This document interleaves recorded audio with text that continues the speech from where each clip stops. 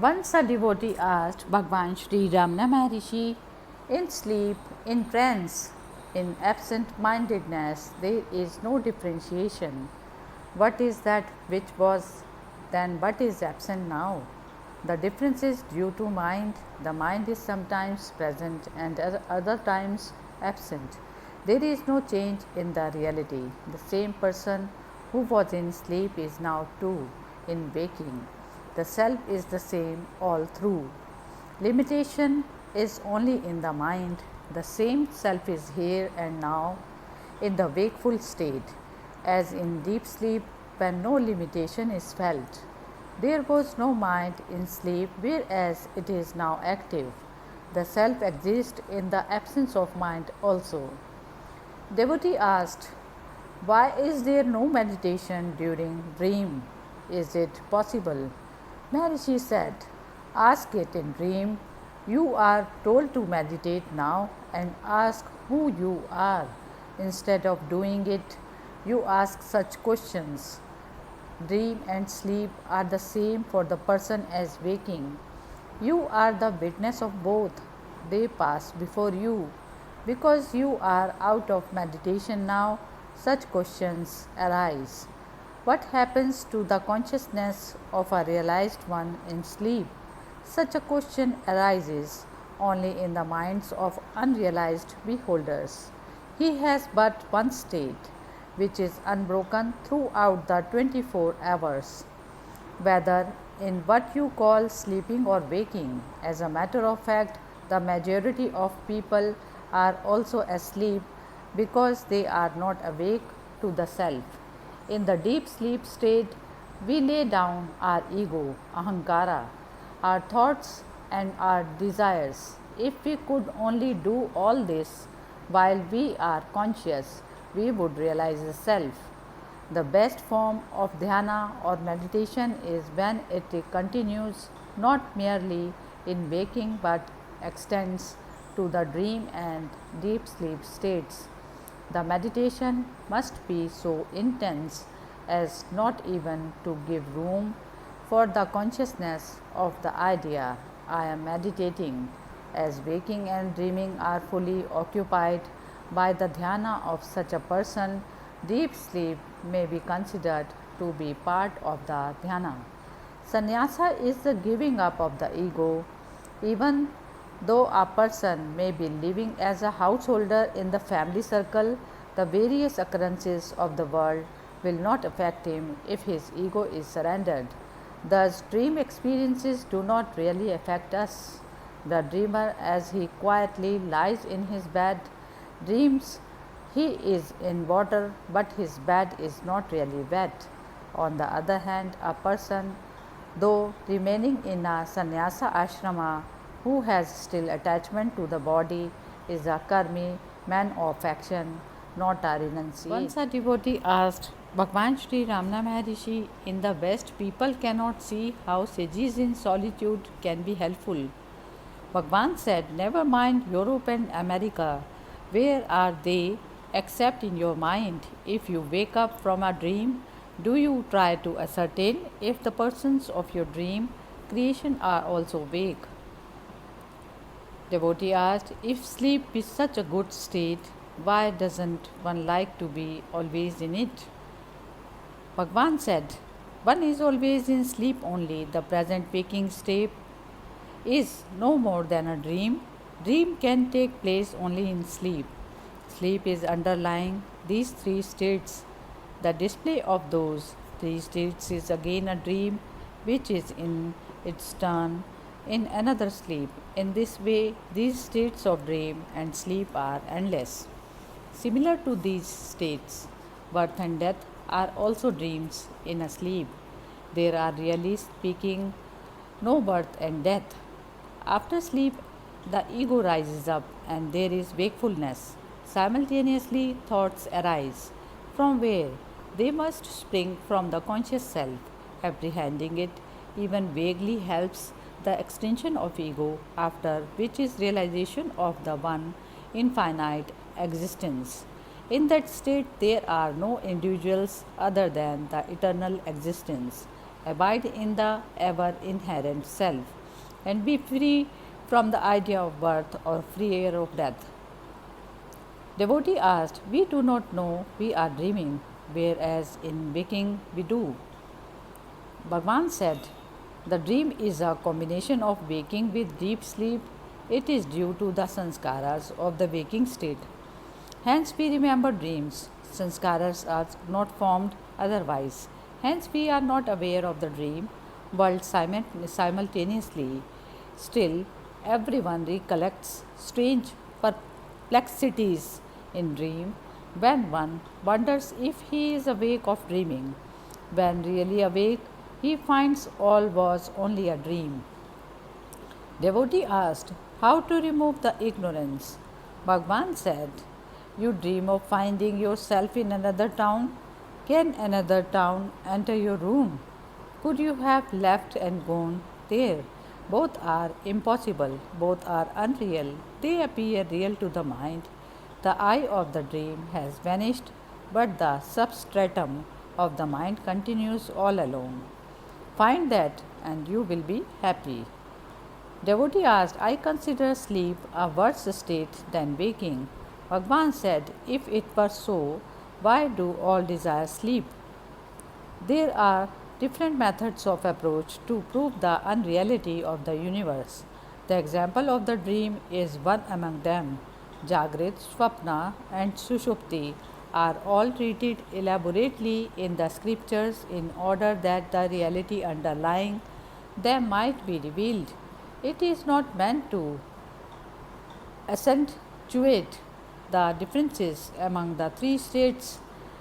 Their purpose must be kept clearly in view. They say that the world is unreal. Of what degree of unreality? Is it like that of a son, of a barren woman, or a flower in the sky? There are mere words without any reference to facts, whereas the world is a fact and not a mere word. The answer is that it is a superimposition on the one reality, like the appearance of a snake on a coiled rope in dim light. Here too the wrong identity ceases as soon as a friend points out that it is a rope, whereas in the matter of the world it persists even after I have heard it said to be unreal. How is that? The appearance of water in a mirage persists after the knowledge of mirage has dawned. So it is with the world. Though knowing it to be unreal, it continues to manifest. But now the water of the mirage is not sought to satisfy one's thirst as soon as one knows that it is a mirage. One gives it up as useless and doesn't run after it for procuring water. Once a devotee asked Bhagwan Sri Ramana Maharishi, "Is it not so with the appearance of the world also? Even after it is repeatedly declared to be false, one cannot avoid satisfying his wants from the world. How can the world be false?" Maharishi said, "It is like one satisfying one's dream wants by dream creations. There are objects, there are wants, and there are mutual satisfactions. The dream creations are as purposeful as the Jagrit waking world and yet is not considered real. Thus, we see that all these illustrations serve a purpose in establishing the stages of unreality. To the realized sage, the Jagrit world is real. Each illustration is understood in the proper context. It should not be studied as an isolated statement. It is a link in a chain. The purpose of all these illustrations is to direct the seeker's mind towards the one reality underlying them all." Devotee asked, "The dream world is not purposeful as the waking world because in it we do not feel wants to be satisfied." Maharishi said, "You are not right. There are thirst and hunger in dream also. You might have had your fill and kept over the remaining food. Nevertheless, you feel hungry in your dream. This food doesn't help you, and your dream hunger can be satisfied only by eating the dream creations." Devotee asked, "We recollect are dreams in our Jagrit state, but not vice versa. Bhagwan said, "You are yourself in the dream and identify yourself as the same one as the one now speaking." Devotee asked, "But we do not know that we are dreaming as apart from waking as we do now." Bhagwan said, "The dream is the combination of Jagrit and Sushupti, deep sleep.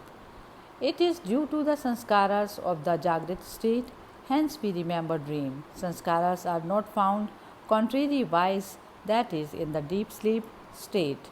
We can, however, be aware of the dream, swapna, and waking Jagrat simultaneously. Everyone recollects the strange perplexities that occur in dream. The person wonders if he is dreaming or is awake. He argues and determines that he is only awake when really awakes. He finds it was all only a dream. Devotee asked, "Is there any real distinction between dream and waking?" Bhagwan said, "Only apparent, not real. The dream is for one who says that he is awake. Both are unreal from absolute viewpoint. Realization is possible in faint, half awake, half asleep, and impossible in sleep. The ego arises when you wake up from sleep. In sleep, you do not say that you are sleeping. You say that only when you wake up, but still you are there. You were not concerned with the body when asleep, so why not always remain unconcerned?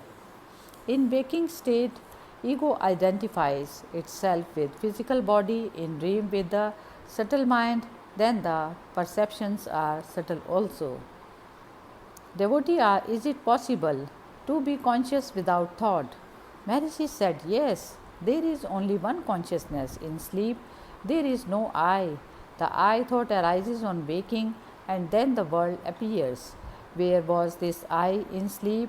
Was it there or not? It must have been there, yet not in the way you feel now. The present is only the I thought, whereas the sleeping I is the real I. That I subsists all through the various states, that is consciousness. If that is known, you will see that is beyond thoughts. Thoughts may be considered like all other activities, that is not disturbing the supreme consciousness." Devotee asked, "I do not understand your reference to dream and mental illusion." Maharishi said, "Our experience of the world is evoked and dissolved by the mind. When you travel from India to London, does your body really move? No. It is the conveyance which moves, and your body remains inside it without itself traveling. It is the ship and the train which travels, just as these movements are superimposed upon your body. So are visions, dream states, and even reincarnations superimposed upon your real self.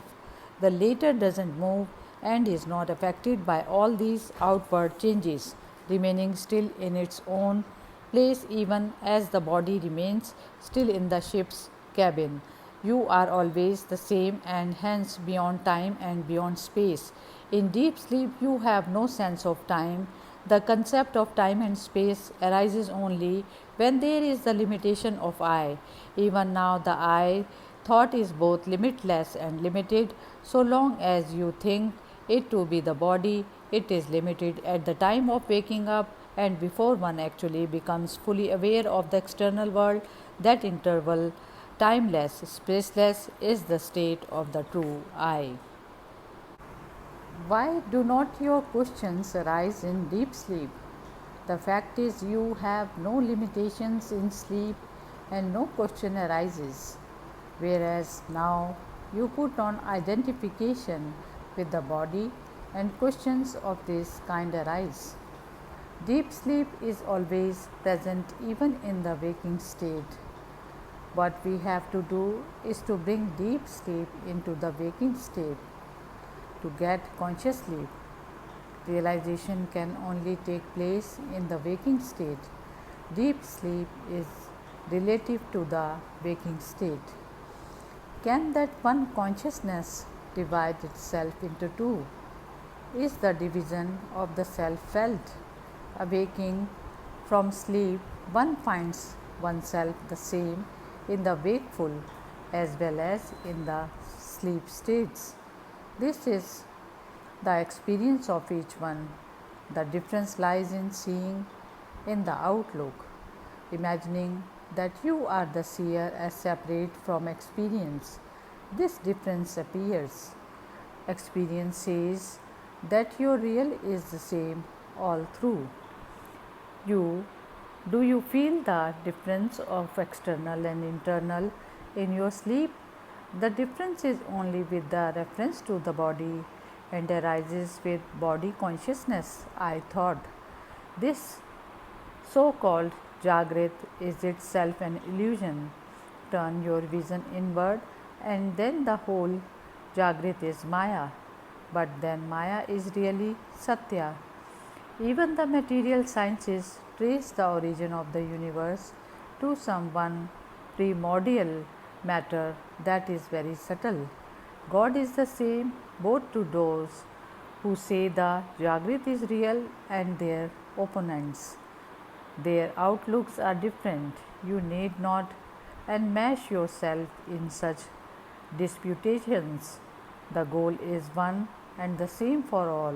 Look to it. The states of deep sleep, waking, and dream are accretions on the ego. The self is the witness of all. The self transcends them all. This witness consciousness should be found in the self. There are not the three states, no waking, sleeping, or deep sleep. It is ever there. Once a devotee asked Bhagavan Sri Ramana Maharishi, on inquiry into the origin of thoughts, there is a perception of I, but it doesn't satisfy one. Maharishi said, quite right, the perception of I is associated with the form, maybe the body. There should be nothing associated with the pure self.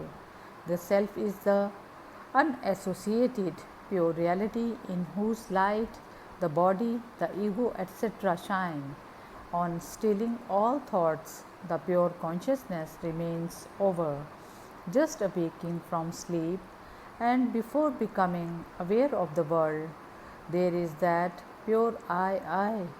Hold to it without sleeping or without allowing thoughts to possess you. If that is held firm, it doesn't matter. Even though the world is seen, the seer remains unaffected by the phenomena. If there were no such activities as waking thoughts and dream thoughts, there would not be the corresponding worlds, that is, no perception of them. In deep sleep, there are no such activities, and the world doesn't then exist for us. In dreamless sleep, there is no world, no ego, and no unhappiness, but the self remains. In the wakeful state, there are all these, yet there is the self. One has only to remove the transitory happenings in order to realize the ever present beatitude of the self. Your nature is bliss. Find that on which all the rest are superimposed, and you then remain as the pure self. Maharishi asked his attendant for a small notebook. The latter could not find a suitable one. After a couple of days, Mr. K. Nambiar, the local PWD engineer, visited the ashram and produced a fine notebook saying, the Maharishi appeared to me in a dream and asked for a notebook for that size, so I have bought it. The Maharishi took it with a smile. Devotee asked, is there any genuine difference between dream experience and waking state? Maharishi said, because you find the dream creations transitory in relation to the waking state, there is said to be a difference. The difference is only apparent and not real. Devotee asked, why can we not always remain in and enter deep slumber at will? Maharishi said deep sleep exists also in the wakeful state. We are ever in deep sleep, then should consciously be understood and realized. There is really no going or coming from it. Becoming aware of the deep sleep state whilst in the world state is samadhi. It is nature, that is prarabdha, which forces you to emerge from it. Your ego is not dead and will rise again and again.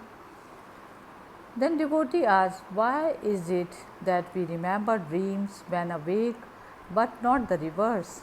Maharishi said, you are wrong. You are yourself in the dream and identify yourself as the one now speaking.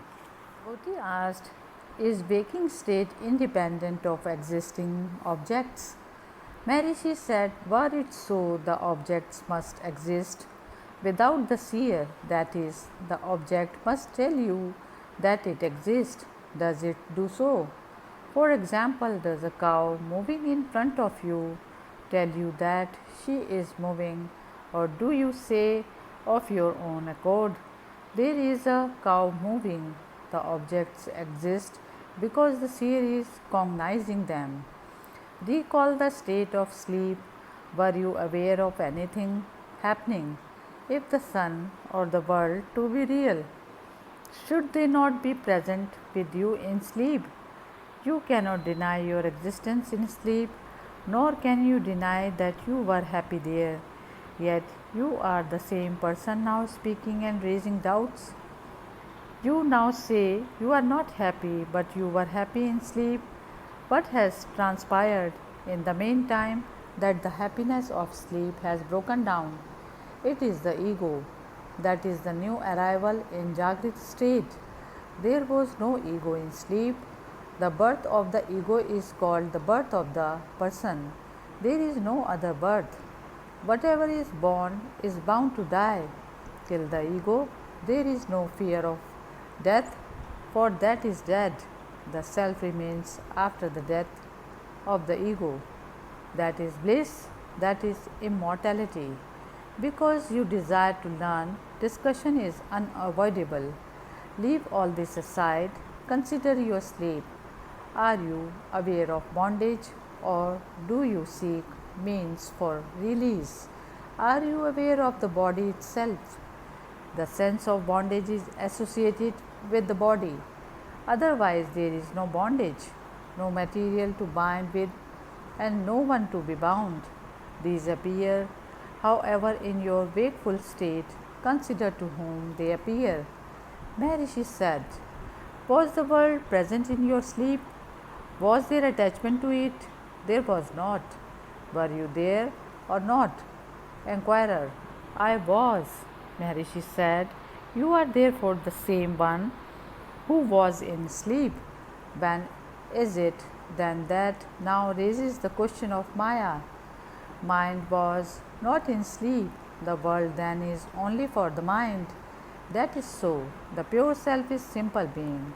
It doesn't associate itself with objects and become conscious as it is in wakeful state.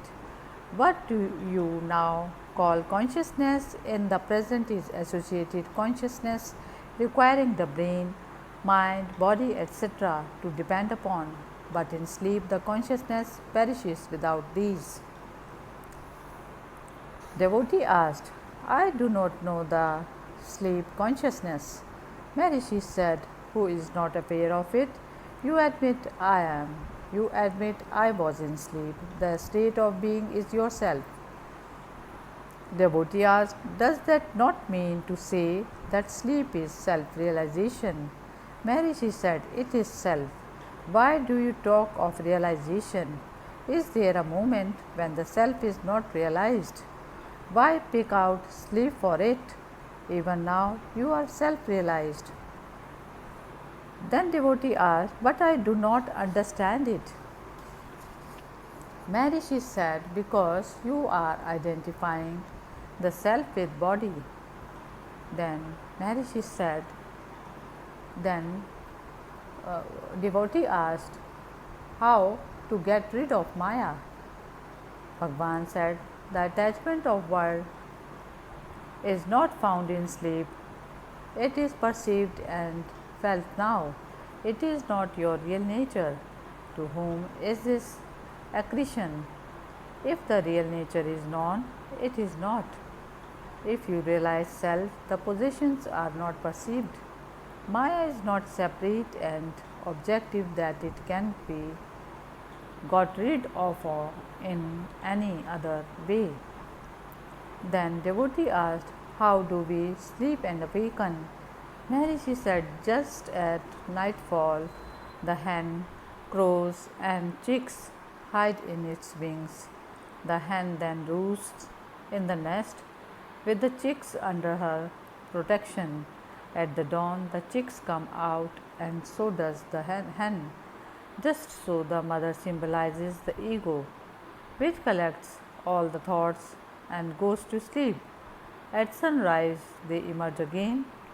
Thus, when the ego displays itself, it does so with all its components. When it sinks, everything disappears with it. Then devotee asked, what is deep sleep? Maharishi said, just as on a dark cloudy night, no individual identification is possible and there is only darkness, although the seer has his eyes wide open. Similarly, in deep slumber, the seer is only aware of simple nescience. Once a devotee asked Bhagwan Sri Ramana Maharishi, why should there be difference in the feeling or experiences of the two states? Maharishi said, did you ask while asleep any question regarding your birth or where you go after death? Why think all these now in the wakeful state? Let what is born think of its birth and remedy its cause and ultimate fate. Why these questions relating to after death? Raise the questions now and answer them. Was I born? Am I reaping the fruits of my past karma? And so on. They will not be raised when you fall to sleep. Why are you different from the one in sleep? You are in sleep in the dream and in the wakeful state just the same. Sleep is a natural state of happiness. There is no misery. The sense of want, of pain, etc. arise only in the wakeful state. What is the change that has taken place? You are the same in both, but there is a difference in happiness. Why? Because the mind has arisen now. This mind arises after the I thought. The I thought arises from the consciousness. If one abides in it, the person is always happy. Then devotee asked, is it the body when tired that goes to sleep? Then Maharishi told, but does the body sleep or wake up? You yourself said before that the mind is quiet in sleep. The three states are to the mind. The self is always uncontaminated. It is the substance running through all these three states. The wakeful state passes off, I am. The dream state passes off, I am. They repeat, still I am. They are like pictures moving on the screen in a cinema show. They do not affect the screen. Similarly, also here, I am unaffected, though these states pass off. If it is for the body, are you aware of the body in sleep?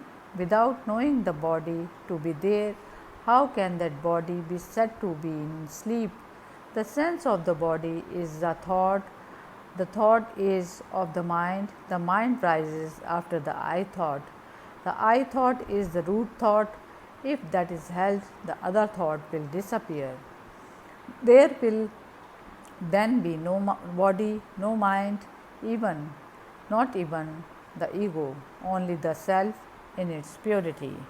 After the mind rises, the body thought rises and the body is seen. Then the thought of birth, the state before birth, death, the state after death, All these are only of the mind.